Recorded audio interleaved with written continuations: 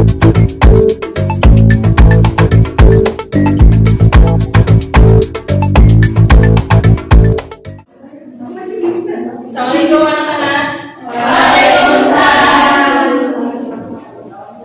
Gimana kabarnya? Sehat? Alhamdulillah sehat. Alhamdulillah. Sekarang Ibu absen dulu ya.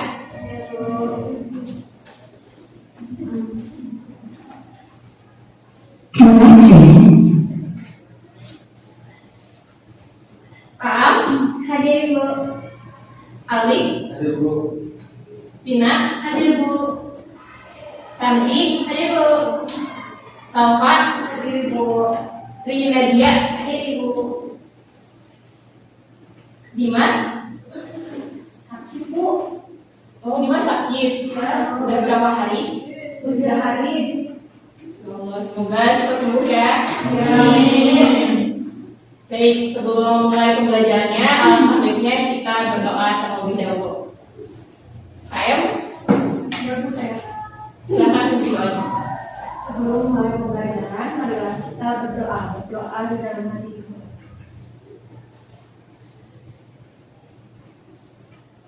Berdoa selesai. Nah, baik semuanya. Ibu mau tanya nih, pasti dalam kehidupan sehari-hari kita pasti sering melihat atau mendengar suatu peristiwa. Nah, biasanya kalian mendapat peristiwa atau informasi itu dari mana saja? Saya sering dari media sosial Ibu seperti Instagram atau TikTok. Ada lagi? Televisi atau koran Bu. Ada lagi? Twitter Bu. Betul sekali. Jadi kita bisa dapat informasi dari berbagai sumber. Baik anak-anak, Ibu akan menunjukkan sebuah video tentang suatu peristiwa.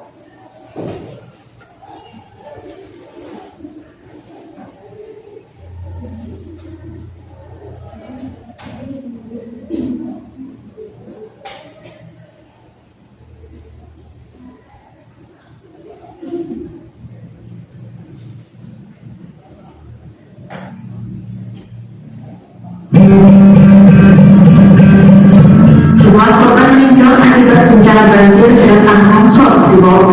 Sebentar ya. Ya Ibu.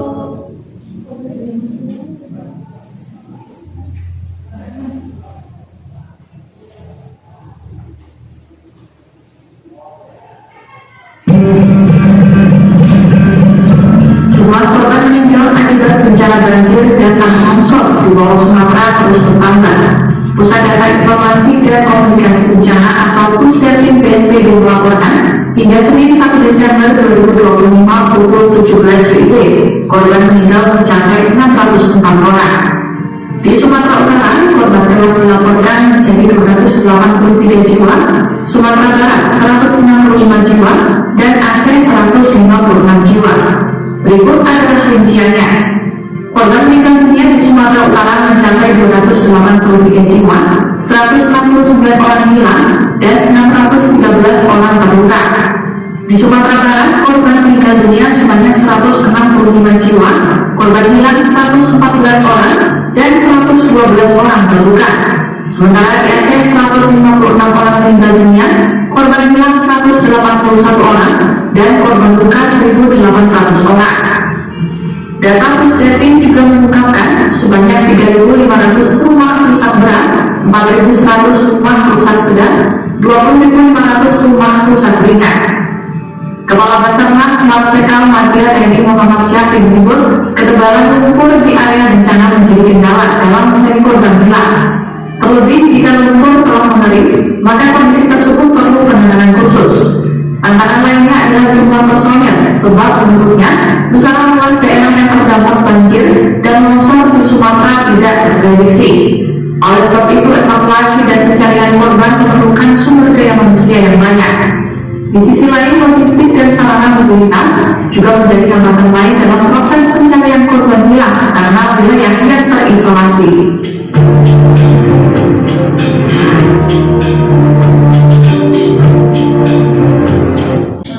Nah, itu videonya. Dari peristiwa itu, Peristiwa apa yang terjadi? Banjir. Di mana? Di Sumatera Aceh. Ya, betul sekali. Nah, setelah kalian menyimak video tersebut, sekarang Ibu mau tanya, teks apa yang kira-kira digunakan untuk menyampaikan informasi tersebut kepada masyarakat luas? Silakan, Al. Menggunakan teks berita. Nah, betul sekali, menggunakan teks berita. Nah, teks berita itu teks yang menyampaikan informasi kepada masyarakat luas secara faktual. Nah, sekarang pada hari ini kita akan mempelajari mengenai teks berita. Nah, sebelum itu kita akan bekerja secara kelompok. Ibu akan membagi kelompok ke dalam 2 kelompok berisi 3 orang.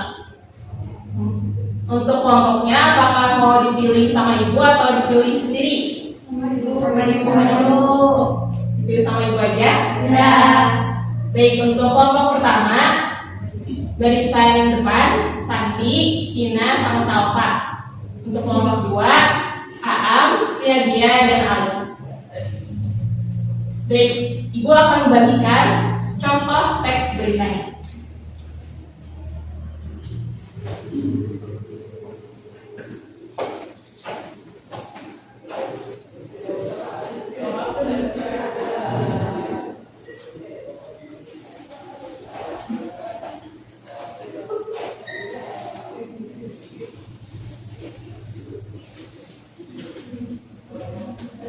Nah, sekarang tugas kalian adalah membaca teks berita yang telah Ibu sediakan. Lalu, tiap kelompok harus mengisi lembar kerja yang telah Ibu bagikan. Di sini ada identifikasi unsur berita, lalu struktur berita, dan kaidah kebahasaan teks berita. Untuk tugasnya bisa dipahami? Bisa. Baik, silakan Ibu kasih waktu 20 menit. Apakah cukup? Cukup. Baik, jika ada yang ditanyakan bisa disampaikan. Oke? Oke, Ibu. Baik, silakan kerjakan tugasnya ya.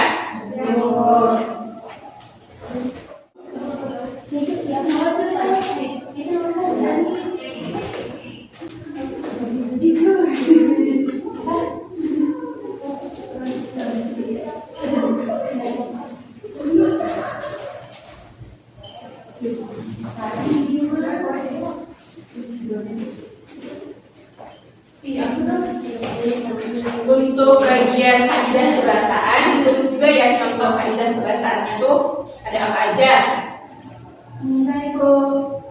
Silahkan kalian bisa cari di buku paket bahasa Indonesia ataupun kalian bisa menggunakan internet sebagai referensi.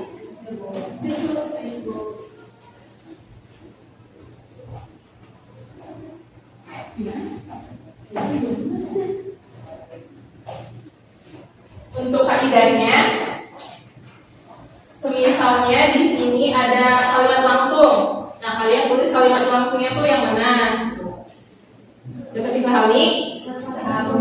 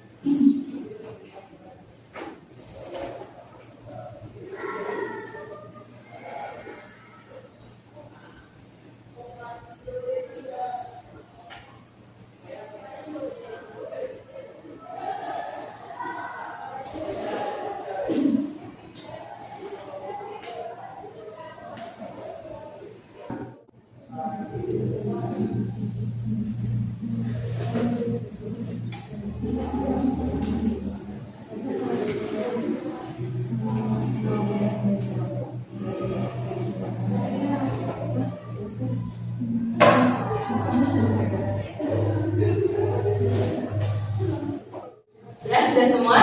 Ya. Baik, selanjutnya untuk perwakilan tiap kelompoknya, silahkan presentasi hasil diskusi kalian. Untuk dari kelompok 1 dulu. Presentasinya di sini atau di depan? Di depan. Di depan. Baik.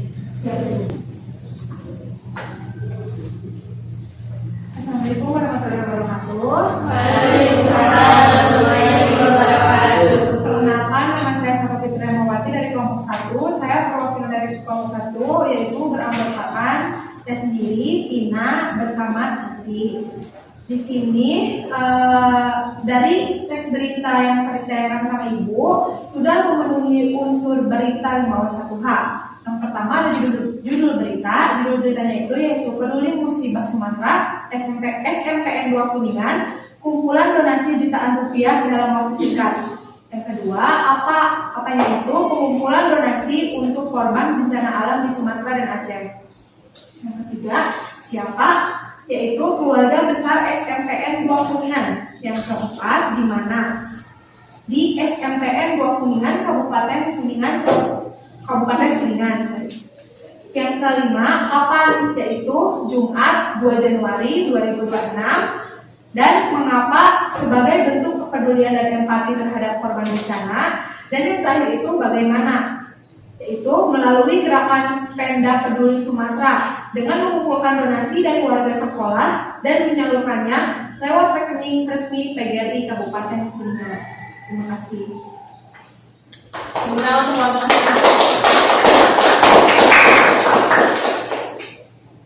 Baik, untuk selanjutnya kelompok 2, silakan perwakilannya maju ke depan.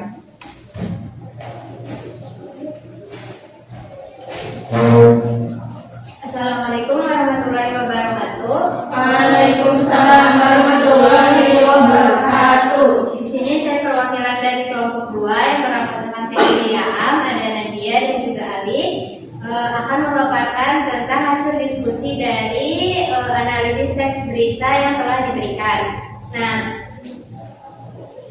di sini ada struktur dari teks berita, di mana struktur dari teks berita itu ada teras berita yang terletak pada awal paragraf, terus ada perangkai yang terletak pada paragraf kedua, ada tubuh berita yang dimana terletak pada paragraf ketiga, dan juga ada kaki berita yang terletak pada paragraf akhir atau yang merupakan kesimpulan.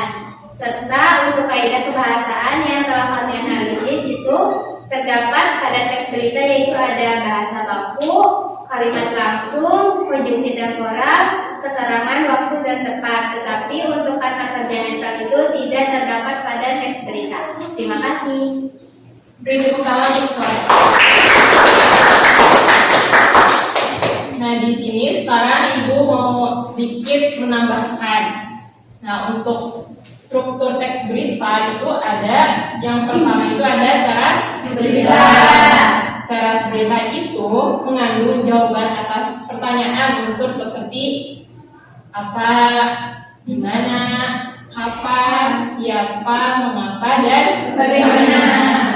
Nah, untuk perangkai itu adalah penjelasan lebih rinci mengenai unsur-unsur yang telah ada di teks berita. Selanjutnya ada tubuh berita. Tubuh berita adalah inti dari teks berita tersebut. Sedangkan yang terakhir, kaki berita itu adalah kesimpulan dari teks berita yang sudah dikatakan dan tidak terlalu penting untuk kaki berita ini. Selanjutnya ada kaidah teks berita. Nah, tadi di presentasi tadi belum menjelaskan bagaimana contoh kaidah teks kebahasaan yang ada di teks berita tersebut. Nah, Ibu mau sedikit menambahkan untuk bahasa yang digunakan di dalam teks berita itu sudah baku. Nah, selanjutnya ada kalimat langsung. Nah, kalimat langsung itu ada di paragraf mana? Paragraf ketiga ada Boleh dibacakan, Kak? yang dari ada di sini di paragraf ketiga, yaitu ada ujaran di mana mengatakan bahwa bahwa alhamdulillah melalui gerakan supaya dapat dulu Sumatera telah terkumpul donasi sebesar 5.220.000. Sekolah sangat mengapresiasi semangat putra-putri kami yang dengan ikhlas menyisihkan sebagian rezekinya demi membantu saudara-saudara kita yang sedang tertimpa musibah. Nah, betul sekali. Jadi kalimat langsung itu kalimat yang dituturkan oleh seseorang. Selanjutnya ada kata kerja mental. Nah, tadi di sini disebutkan oleh kelompok 2 kalau tidak ada kata kerja mental. Kata kerja mental itu kata yang menunjukkan respon atau sikap seseorang terhadap suatu tindakan. Di sini misalnya ada kata sekolah sangat mengapresiasi. Jadi di sini itu ada seseorang yang merespon sesuatu tersebut. Selanjutnya ada penggunaan fungsi keterangan waktu. Nah, di situ keterangan waktunya di mana? Kapan maksudnya? Jumat 2 Januari 2021. Untuk tempatnya di SMPN 2 Kuningan Kabupaten Kuningan sama di Provinsi Sumatera dan Aceh. Nah, betul sekali. Nah, untuk terakhir ada penggunaan konjungsi temporal. Nah, konjungsi temporal ini konjungsi yang berhubungan dengan waktu. Contohnya ada selanjutnya, demikian, setelah, seperti itu. Bisa dipahami? Bisa. Nah, setelah kalian menganalisis contoh teks berita tersebut, coba kalian simpulkan apa yang dimaksud dengan teks berita. Ada yang bisa jawab? Tadi silahkan. Teks berita adalah teks yang menyampaikan informasi suatu peristiwa yang benar-benar terjadi, Bu. Nah, betul sekali. Ada lagi? Silahkan, Bapak. Di teks berita itu terdapat unsur 5+1H, yaitu bisa disebut dengan adisimba, apa, di mana, kapan, mengapa, bagaimana, dan siapa. Nah, betul sekali. Ada lagi yang mau nambahkan? Seperti tadi yang telah dijelaskan, itu adanya struktur dari teks berita yang merupakan ada teras berita di mana yang menjawab tentang adisimba, ada perangkai itu merupakan jembatan dari teras berita, serta tubuh itu merupakan inti dari teks beritanya, dan akhir berita itu merupakan paragraf terakhir atau kesimpulan yang dimana tidak terlalu penting dalam teks berita.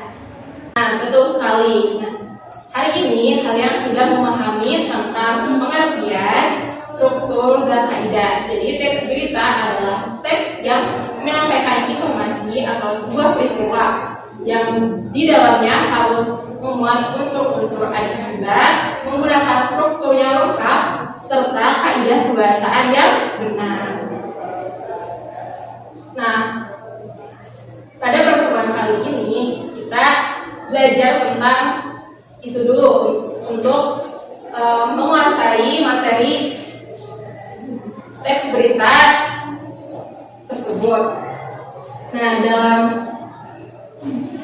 pertemuan selanjutnya Ibu akan tugaskan kalian untuk membuat teks berita. Untuk teks beritanya bisa di lingkungan sekitar, seperti misalnya di Kuningan terjadi longsor, seperti itu. Selanjutnya